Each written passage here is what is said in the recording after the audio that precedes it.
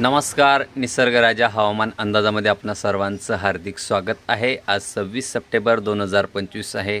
शेतकरी मित्रांनो, सकाळच्या सत्रातच हलक्या स्वरूपाच्या काही ठिकाणी मध्यम स्वरूपाच्या पावसाला सुरुवात झालेली आहे.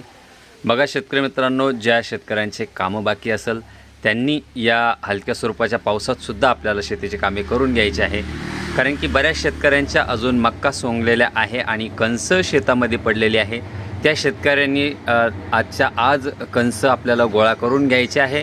कारण की बऱ्याच अजून शेतकऱ्यांचे सोयाबीनसुद्धा सोंगून पडलेली आहे, त्यांनीसुद्धा गोळा करून घ्यायचे आहे.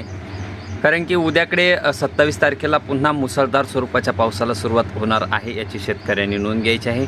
सध्याच्या कंडिशनला हलक्या आणि मध्यम स्वरूपाच्या पावसाला सुरुवात झालेली आहे.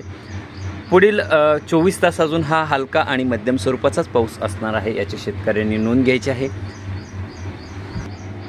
आज जवळपास सोलापूर जिल्हा, धाराशिव जिल्हा, लातूर, परभणी, बीडचा दक्षिण भाग, जालन्याच्या दक्षिण भागांपर्यंत हा पाऊस जोरदार स्वरूपाचा आज असणार आहे. तसेच उद्याकडे मात्र छत्रपती संभाजीनगरला मुसळधार स्वरूपाच्या पावसाला सुरुवात होईल. उद्या दुपारनंतर आणि रात्रीच्या वेळेस मुसळधार स्वरूपाचा पाऊस असणार आहे. तोपर्यंत हलका आणि मध्यम स्वरूपाचा पाऊस हा छत्रपती संभाजीनगर जिल्ह्यासाठी असणार आहे.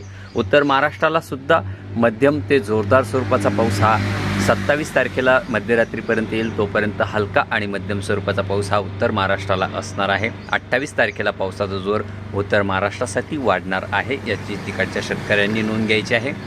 धन्यवाद.